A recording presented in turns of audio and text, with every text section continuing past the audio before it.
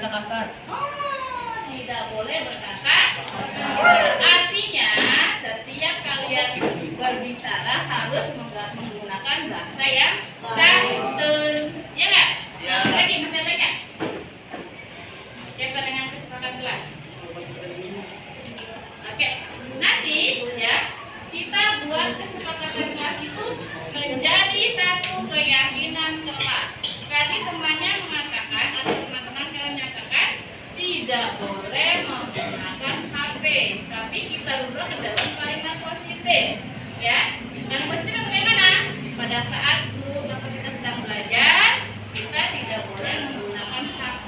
Artinya harus apa tuh sama yang bicara? Harus mengapakan? Menghargai, betul ya? Menghargai orang yang bicara. Nah, satu keyakinan kita itu menghargai orang lain. Dengan cara apa? Satu, tidak boleh apa tadi? Main HP. Pada saat kami sedang berbicara harus dia menghargai ya. Jadi kita saling berbagi. Pada saat guru yang menjelaskan, kalian diam. Pada saat guru yang bertanya, saya meminta untuk pertanyaan atau mengatakan siapa yang bertanya, kalian baru bicara. Itu namanya menghargai orang lain. Kemudian, jika gurunya memberikan tugas, apa yang harus kalian lakukan? Tidak. Kan. Boleh ngerti? Tidak. Boleh ditinggalkan? Tidak. Boleh lalai?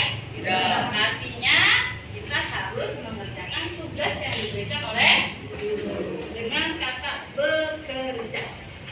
Keyakinan kelasnya apa? Bekerja. Kami meyakini bahwa setiap tugas yang diberikan oleh guru harus dikerjakan.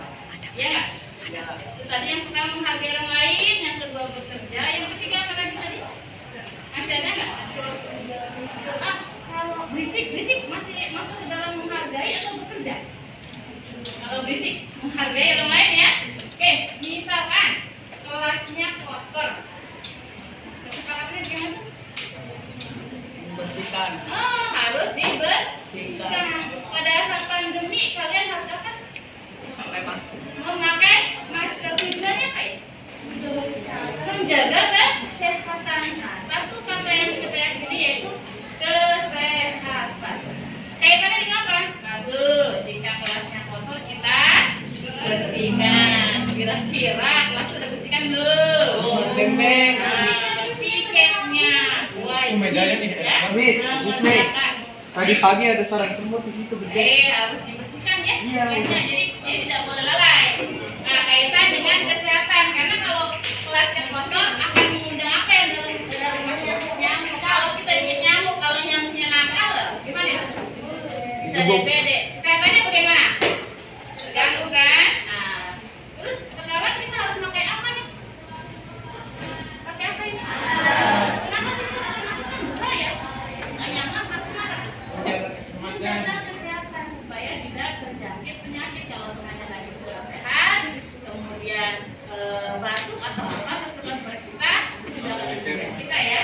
Jadi artinya 3 keyakinan kelas yang kita buat. Yang pertama tadi apa itu? Apa? Kalau udah menghargai berarti apa? Menghargai orang lain. Yang kedua, tidak berisik sama dengan menghargai orang lain. Apa tadi yang kedua tadi? Berkaitan dengan tugas. Mengerjakan tugas. Tapi keyakinan kelasnya ada 2. Yang kedua itu bekerja ya. Kami meyakini ya untuk melaksanakan atau mengerjakan tugas yang diberikan oleh guru. Kemudian yang ketiga tadi apa? Kaitan dengan kelas kotor. Pakai masker, jaga kebersihan supaya apa? Tidak ada penyakit. Supaya tidak ada penyakit. Kalau tidak ada penyakit pada kita jadi apa? Sehat. Sehat. Berarti keyakinan nomor 3 adalah kesehatan. Ya, kami meyakini bahwa kami harus menjaga kebersihan kelas dan memakai masker. Ya, seperti itu ya 3 keyakinan yang akan kita jalankan ya, yang bersifat budaya positif. Sampai sini kalian paham? Baik, itu berkaitan dengan 3 keyakinan kelas dalam berbudaya positif. Tidak hanya di kelas, dimanapun kalian berada, semua semua itu harus kalian lakukan. Karena tidak akan merugikan kita, tapi akan menguntungkan kita. Orang akan suka dengan kita. Orang akan menghargai. Paham ya? Oke, terima kasih. Itu kaitan dengan budaya positif, ya. Oke.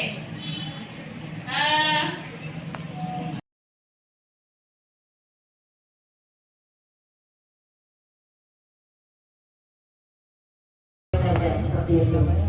Kemudian keyakinan kelas hendaknya tidak terlalu banyak karena ini bukan peraturan, ya. Nah, sehingga mudah diingat dan dipahami oleh semua warga kelas. Ini kalau pesan keyakinan kelasnya dibentuk untuk kelas. Keyakinannya dibentuk untuk kelas. Kemudian semua warga kelas hendaknya ikut berkontribusi dalam pembuatan keyakinan kelas lewat kegiatan curhat pendapat. Maksudnya yang seperti kita lakukan itu kalau di kelas itu ada kontrak apa ya? Kontrak kesepakatan kelas gitu loh, ya. Nah itu juga turunannya bisa merujuk kepada peraturan kelas. Tapi kalau untuk keyakinan diambil secara globalnya saja. Misalkan ini diharapkan memakai masker. Keyakinan kelas dibentuk adalah kesehatan. Seperti itu. Jadi dia lebih universal, dia lebih global, tidak banyak-banyak. Kemudian ada kata misalkan ini, mengerjakan atau hendaklah mengerjakan tugas sesuai waktunya. Otomatis nanti yang muncul adalah keyakinannya bekerja. Kenapa bekerja? Karena dalam kata bekerja itu siswa mengerjakan PR, siswa melakukan instruksi yang diperintahkan oleh guru, kemudian siswa juga dalam berkelompok juga bekerja sesuai dengan aturannya. Jadi dengan kata kunci kerja itu masuk ke dalam keyakinan kelas seperti itu. Kemudian bersedia meninjau kembali keyakinan kelas dari waktu ke waktu. Jadi jika keyakinan kelas itu sudah tidak sesuai dengan keadaan kelas, bisa dievaluasi, kemudian bisa diubah lagi dan membuat keyakinan yang baru supaya keyakinan itu terus semakin dinamis. Kemudian, nah ini contoh keyakinan kelas ya Bapak Ibu.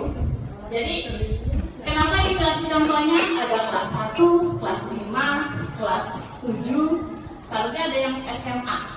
Cuma ini yang digambarkan hanya kelas 10. Cuma yang digambarkan adalah yang sekolah dasar. Kalau SD SMP itu sekolah dasar. Jadi kalau kelas 1, setiap anggota kelas perlu belajar.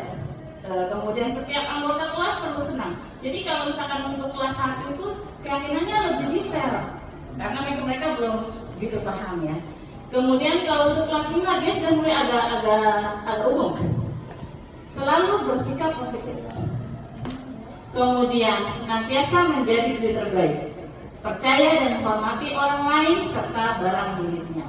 Nah, ini kaitannya misalkan ada anak yang kehilangan barang gitu. Kemudian ketinggalan. Kemudian berkomitmen terhadap setiap tugas. Artinya memang mereka tuh harus mengerjakan PR seperti itu. Senantiasa membantu. Jika memang ada teman-temannya yang kiranya kurang mampu, artinya kurang mampu dalam mengerjakan tugas, temannya itu bisa membantu. Jadi bahasanya terus bayar gitu ya. Lalu untuk keyakinan kelas 7 yang SMP ya, dia lebih detail, lebih abstrak lagi, jadi lebih umum. Di sini ada kata hormat. Jadi itu aja ya keyakinan kelasnya. Kemudian ada kata bekerja. Diterima dan dimiliki. Maksud hormat di sini adalah keyakinannya kami meyakini bahwa sangat penting untuk menghormati semua orang dan barang milik orang lain. Dari kalimat tersebut itu sudah banyak kemana-mana gitu maknanya. Menghormati untuk menghormati semua orang. Artinya semua orang itu satu, bisa anak itu menghormati gurunya. 2, bisa saling menghargai ketika gurunya sedang mengajar, artinya mereka diam. Kemudian 3, bisa bersikap sopan kepada gurunya pada saat mungkin berpapasan dia bertegur sapa seperti itu. Jadi makna keyakinan kelas untuk kelas 7 atau SMP itu dia lebih abstrak dan lebih universal. Jadi bukan berupa kata-kata, tapi satu kata menjiwai semua kalimat, semua inti daripada kata tersebut. Kemudian bekerja yang tadi saya sampaikan. Kami meyakini bahwa sangat penting untuk mengerjakan segala pekerjaan atau mengikuti kegiatan yang telah ditugaskan. Artinya bekerja di situ misalkan ini, gurunya memberi apa namanya PR. Anak-anak, PR-nya dikerjakan ya. Tidak seperti itu. Jadi kalau keyakinan kelas itu dari kata bekerja itu mulai berkemana. Tugas yang intinya tugas yang diberikan tolong dikerjakan. Setiap tugas yang diberikan jangan ditunda. Jadi seperti itu maknanya. Cuma dia kalau keyakinan itu lebih simpel bahasanya, katanya. Satu kata berarti kemana-mana, gitu. Kemudian diterima dan dimiliki. Sama ya, kami yakini bahwa sangat penting untuk merasa diterima pada suatu kelompok dan saling peduli satu dengan yang lain. Ini kaitan dengan suku ya. Nah, jadi kalau kita kan heterogen ya, ada yang Islam, orang maaf ya, orang Batak misalkan, orang apa lagi, kayak siapa Siena itu kan ya. Nah itu heterogen. Jadi kita saling menghargai ya. Jadi menghargai sesama, menghargai teman, menghargai semuanya yang memang sifatnya tidak satu suku. Itu bisa diterima dan dimiliki. Jadi kita merasa bahwa kita itu satu keluarga seperti itu ya. Jadi untuk keyakinan kelas itu nggak perlu banyak-banyak supaya kita mudah memahaminya. Seperti itu juga anak-anak. Nah ini yang masuk ke dalam penguatan keyakinan kelas. Nah, yang tadi kaitan dengan hormat, bekerja, dirasa diterima dan memiliki. Saya bahas satu saja biar tidak terlalu lama karena ada satu bicara lagi. Tampak seperti itu yang dilakukan, gitu ya. Datang tepatkan hormat, datang tepat waktu, artinya menghormati ketepatan waktu yang diberikan. Kemudian yang tidak tampak seperti itu artinya yang yang diabaikan, yang dilanggar gitu. Sering datang terlambat. Kemudian menyapa teman dan guru setiap hari. Nah, itu masuk ke dalam tampak seperti dia dilakukan. Jadi kalau ketemu gurunya itu menegur, memberi salam. Tapi kadang faktanya berbalik ya.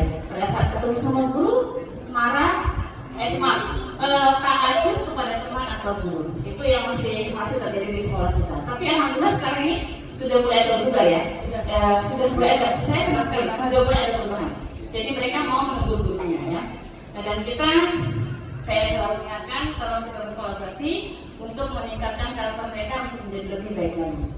Lalu yang selanjutnya mengembalikan barang yang dipinjam, yang telah dipinjam dan mengucapkan terima kasih. Tapi kadang kalau fakta yang terjadi itu adalah anak kalau sudah pinjam lupa, gitu kan. Kalau sudah menerima sesuatu sebab terima kasih. Tapi alhamdulillah sekarang itu mereka sudah mulai terbentuk ya dengan mengucapkan terima kasih, meskipun memang tidak harus diikuti dengan terima kasih ya. Jika sama gurunya berkata terima kasih, terima kasih kayak gitu ya.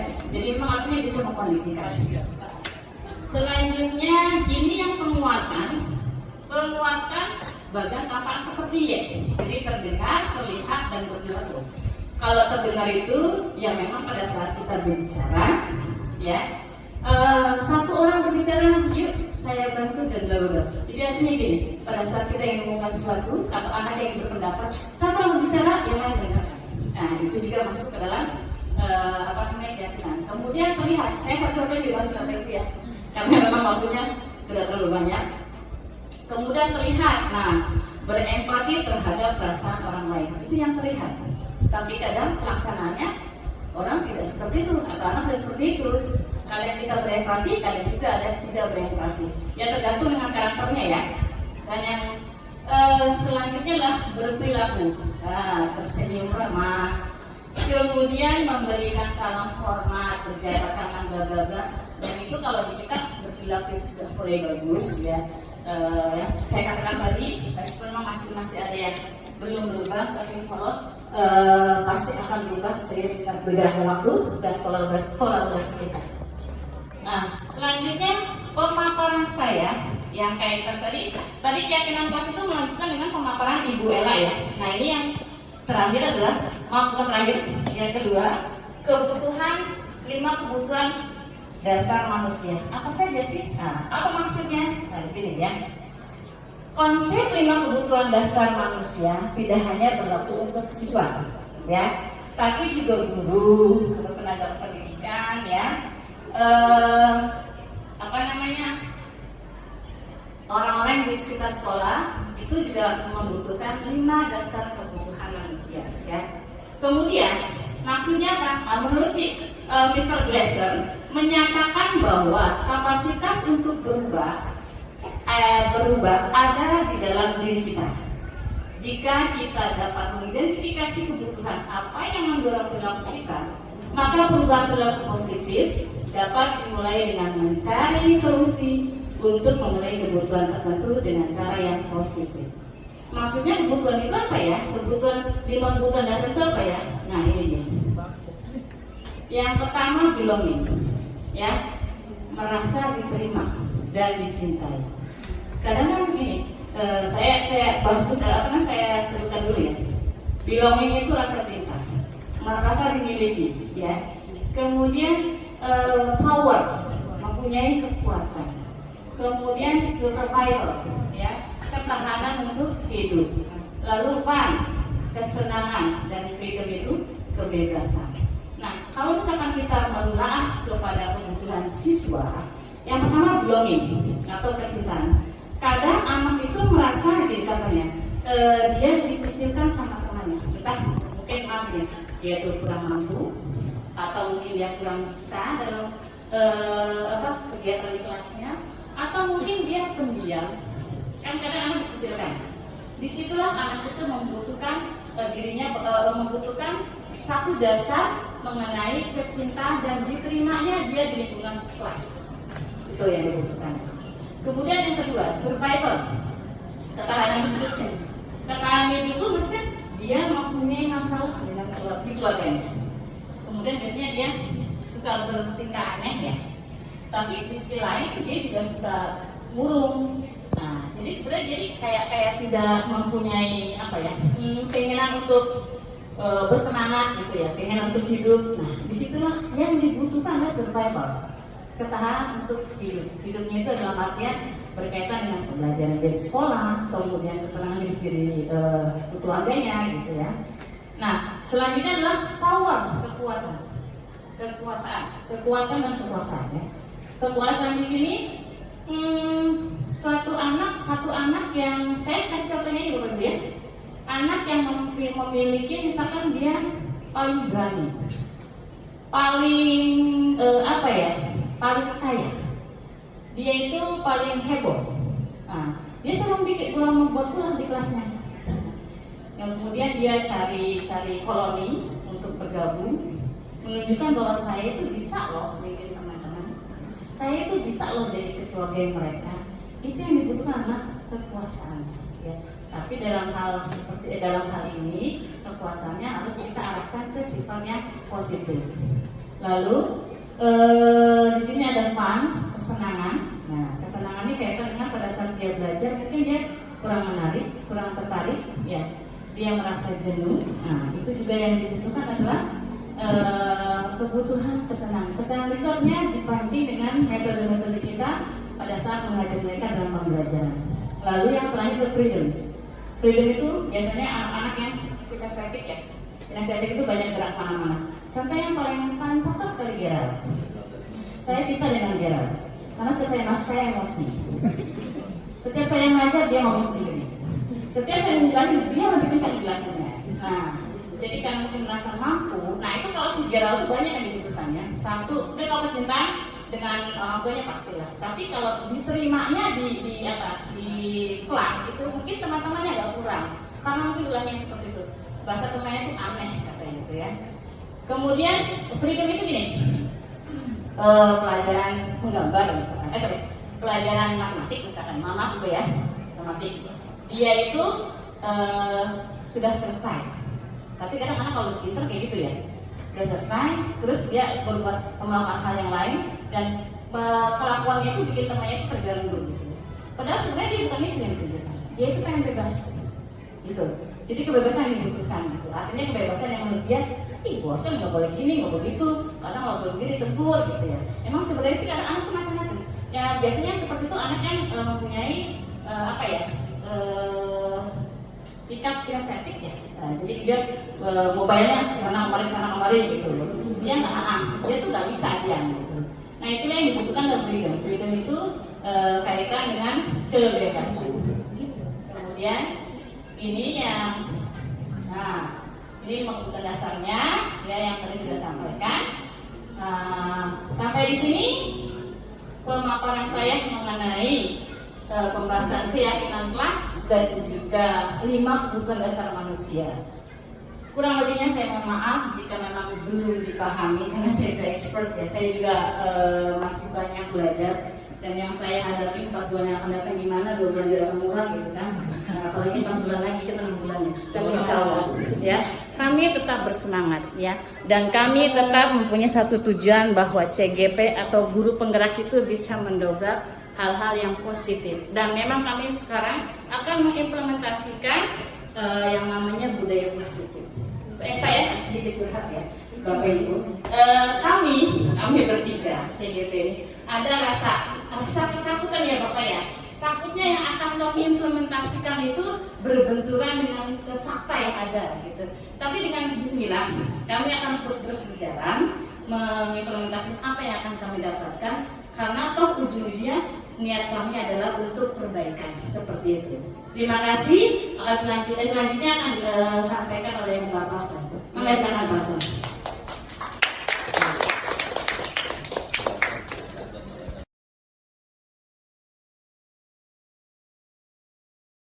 Terima kasih untuk Bu Aci atas pertanyaannya. Bagaimana membangkitkan ya semangat siswa ketika dia sedang belajar tapi berbicara, ngobrol gitu Bu Aci ya kalau nggak salah.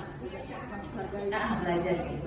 Jadi kalau saya pribadi melakukannya seperti ini Bu Aci. Kita kan sudah membuat kesepakatan kelas ya. Dan kesepakatan kelas itu kalau saya ditulis di buku, kemudian mereka suruh print out gitu. Dan memang niatnya mau ditempel di kelas, setiap kelas. Jadi pada saat mereka melanggar kesepakatan itu, kita ingatkan kembali. Coba kita pernah membuat kesepakatan kelas, tapi belum keyakinan, belum kesepakatan kelas. Kira-kira kalau berisik seperti ini, itu ada nggak ya kesepakatan kelasnya? Gitu. Karena mereka merasa pernah membuat ada, misalkan poinnya apa? Menghargai orang yang sedang berbicara, proses seperti itu. Jadi kalau kan bisa gini, tidak boleh ngobrol di kelas atau tidak boleh ngobrol ketika ibu guru sedang menjelaskan. Kalau kalimat itu kan lebih karena negatif ya. Tadinya itu saya tadi yang buatnya, tapi setelah itu dirubah lagi menuju ke kalimat yang positif, menghargai orang yang berbicara. Artinya pada saat guru itu sedang menjelaskan, tidak ada yang berbicara. Boleh berbicara ketika sudah diberi kesempatan. Artinya kita menghargai orang berbicara tanpa harus memotong pembicaranya. Seperti itu. Jika memang ada pertanyaan yang mau disampaikan, nanti ada waktunya. Sehingga ada istilah saling menghargai dan mendengarkan apa yang disampaikan.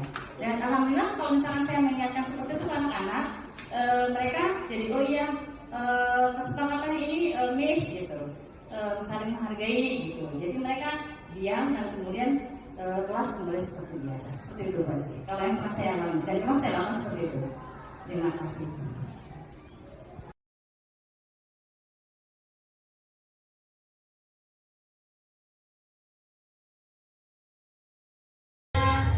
Assalamualaikum warahmatullahi wabarakatuh.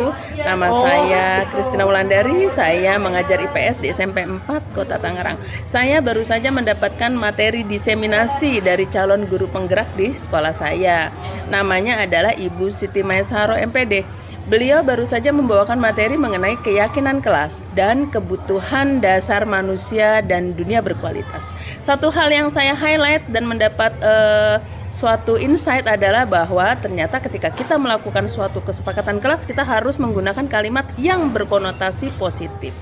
Hindari kalimat yang berkonotasi negatif. Sebagai contoh, misalnya dilarang berisik. Kalimat tersebut nadanya negatif. Kemudian harus kita ubah dengan menjadi yang kalimat positif. Seperti misalnya berbicaralah sesuai dengan koridor. Atau misalnya, bila tidak mengerjakan PR, maka kalian akan dihukum. Karena kalimat tersebut masih berkonotasi negatif, kita bisa ubah menjadi kerjakanlah PR dengan sebaik-baiknya. Itu materi yang betul-betul menjadi dan membuka wawasan saya secara pribadi sebagai guru. Ternyata untuk membuat sesuatu hal, kita memang harus menonjolkan suatu segi-segi yang positif yang bisa dilakukan oleh anak. Hal-hal positif itu nanti diyakini menjadi suatu keyakinan kelas, dan bila sudah menjadi suatu keyakinan kelas, itu akan membudaya.